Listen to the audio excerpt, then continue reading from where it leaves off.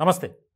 సంచలనం కలిగిస్తున్నటువంటి phone tapping వ్యవహారంలో ప్రతి గంటకొక లేటెస్ట్ అప్డేట్స్ వస్తూనే ఉన్నాయి. చాలా కీలకంగా మారినటువంటి ఈ అంశంలో తాజాగా మరొక విషయం. అదేంటంటే బీఆర్ఎస్ పార్టీకి సంబంధించినటువంటి వ్యక్తి ఎమ్మెల్సీగా ఉన్నారు. అలాగే గులాబీ చీఫ్కు దగ్గర బంధువు. ఆయనకు చెందినటువంటి ఒక గెస్ట్ హౌస్లో, అది జూబ్లీ హిల్స్ కేంద్రంగా ఉంది.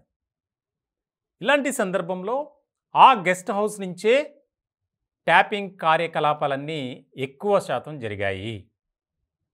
ఆ గెస్ట్ హౌస్లో ఇంటెలిజెన్స్ అధికారులు రిలాక్స్ అవ్వడానికి అన్ని రకాల వసతులు, సౌకర్యాలు కూడా ఏర్పాటు చేసేవారట. రాత్రికి అక్కడ చేరుకోవడం, ఏం చేయాలి, ఎవరు ఫోన్లను ట్యాప్ చేయాలి, చేసినటువంటి వాటిలో వచ్చినటువంటి విషయాలను వారు అనూహ్యులకు పంపించడం, దాని తర్వాత పరిణామాలు ఏం చేయాలి, మొత్తం అంతా అక్కడ ఒక స్క్రిప్ట్ అంతా జరిగేది. అక్కడి నుంచే రూట్ మ్యాప్. చాలా కీలకంగా మారినటువంటి వ్యవహారం ఇది. కస్టడీలో భాగంగా టాస్క్ ఫోర్స్ డీసీపీ రాధాకిషన్ రావు చెప్పినటువంటి అంశాలని తెలుస్తుంది. ఆదివారం ఆ గెస్ట్ హౌస్కి వెళ్ళినటువంటి అధికారులు అక్కడ ఎలాంటి సీసీ కెమెరాలు కానీ, మరి ఈ ట్యాపింగ్కు ఉపయోగించినటువంటి ఎక్విప్మెంట్ ఏది కూడా దొరకలేదు అని తాజాగా మళ్ళీ వెళ్ళి అక్కడ సోదాలు చేసినటువంటి పరిస్థితి. ఇలాంటి సందర్భంలో అక్కడ చాలా ముఖ్యమైనటువంటి పరిణామంగా ఇది మారింది. అసలు ఆయన ఆశ్రయం ఇవ్వడం ఏంటి, ఆయన ఎందుకు షెల్టర్ అక్కడ ఇచ్చారు అనేది ఇప్పుడు ప్రశ్నార్థకంగా మారింది. ఆయనకు నోటీసులు ఇచ్చి విచారించాలి అనే దిశగా కూడా సిట్ అధికారులు అడుగులు వేస్తున్నట్లు చాలా కీలకంగా మారింది. ఈ గెస్ట్ హౌస్ కేంద్రంగానే అనేక రకాల కార్యకలాపాలు, ముఖ్యంగా అప్పట్లో ప్రతిపక్ష నేతగా ఉన్నటువంటి రేవంత్ రెడ్డి ఫోన్ ట్యాపింగ్ కూడా అక్కడి నుంచే జరిగింది. ఈ మొత్తానికి ఇన్ఛార్జిగా భుజంగరావు వ్యవహరించారు. కొన్ని టాస్క్లేమో ప్రణీత్రావు చేయగా, డీసీపీ రాధాకిషన్ రావు వ్యాపారులను బెదిరించడం, వ్యాపారులను తీసుకొచ్చి విచారించడం, అలాగే తిరుపతన్న ఇచ్చినటువంటి సమాచారంతో రైడ్స్కి వెళ్ళటం, అక్కడ వ్యాపారస్తులను పట్టుకోవడం, హవాలా వ్యాపారులు భారీ స్థాయిలో డబ్బులు రవాణా చేస్తుంటే పట్టుకోవడం, అది ఆ పార్టీకి సంబంధించి ముఖ్య నేత ఇంట్లో దాయడం. సో ఇలాగా ఒక్కొక్కరు ఒక్క పని చేసేవారు ఇందులో ఫోన్ ట్యాపింగ్లో. ఎక్కడా కూడా దీన్ని ప్రభుత్వానికి ఒక రకమైనటువంటి అనుకూలంగా పనిచేయాలి, ప్రభుత్వానికి సంబంధించినటువంటి వ్యవహారంలో ముఖ్యంగా తీవ్రవాదులు కానీ, మావోయిస్టులు కానీ, వారి వల్ల ఏమైనా రాష్ట్రానికి కానీ, రాష్ట్ర ప్రజలకు కానీ, మంత్రివర్గానికి కానీ ఏమైనా ముప్పు ఉందా అని చేయాల్సిన పనిని పక్కన పెట్టి, ఇదిగో ఇలా చిల్లర పనులన్నీ చేసి ఇప్పుడు జైల్లో ఉన్నటువంటి పరిస్థితి.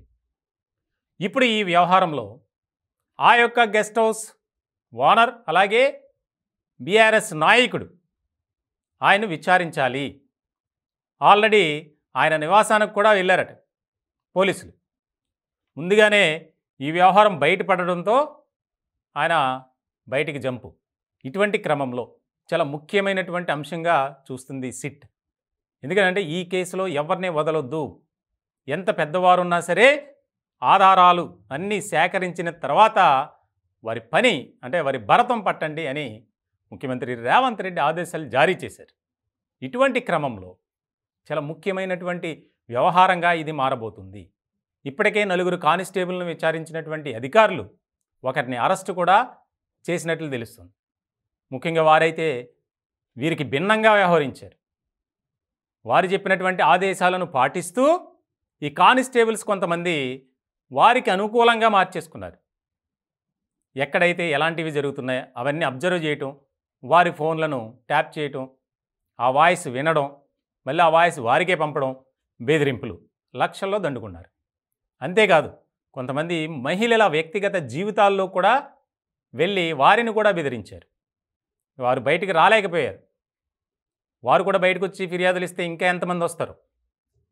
సుమారు 40 మంది జీవితాలతో ఆడుకున్నట్లు ఇప్పటి వరకు ఉన్నటువంటి దీన్ని బట్టి మనం చెప్పాలి. సో ఇలాంటి సందర్భంలో ఈ గెస్ట్ హౌస్ కేంద్రంగా జరిగినటువంటి తంతు ఏదైతే ఉందో దీనిపై నిఘా పెట్టాలి. అసలు ఇక్కడికి ఎవరెవరు వచ్చేవారు? గతంలో ఉన్నటువంటి సీసీ కెమెరా అంతా మొత్తం రిమూవ్ చేశారు. అక్కడ ప్రస్తుతానికైతే సీసీ కెమెరాలు ఏవీ లేవట.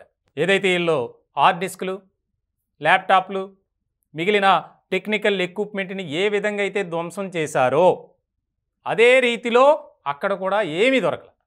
సో ఇలాంటి సందర్భంలో ఆ గెస్ట్ హౌస్ ఓనర్ అలాగే బీఆర్ఎస్ నేత ఆయన్ని అదుపులోకి తీసుకునే అవకాశాలు కూడా స్పష్టంగా కనిపిస్తున్నాయి. ఆయన ఎలాంటి సమాచారం ఇస్తాడో ఇక్కడ చాలా కీలకంగా మారేటువంటి అంశం.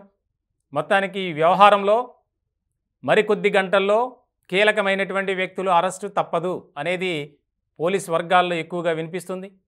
ఇంటెలిజెన్స్ వ్యవస్థను భ్రష్టు పట్టించినటువంటి ఘనత ఈ ప్రణీత్రావు, భుజంగరావు, తిరుపతన్న, రాధాకిషన్ రావుతో పాటు కానిస్టేబుళ్ళు, సిఐలు, ఎస్ఐలు అందరూ కూడా మొత్తం అంతా దాంట్లో అక్రమాలు చేసిన వారే. ఇలాంటి సందర్భంలో అందరినీ కూడా అరెస్ట్ చేయాలి. ఇప్పుడు ఇంకా రాధాకిషన్ రావు కస్టడీలో ఉన్నారు 10వ తారీఖు వరకు.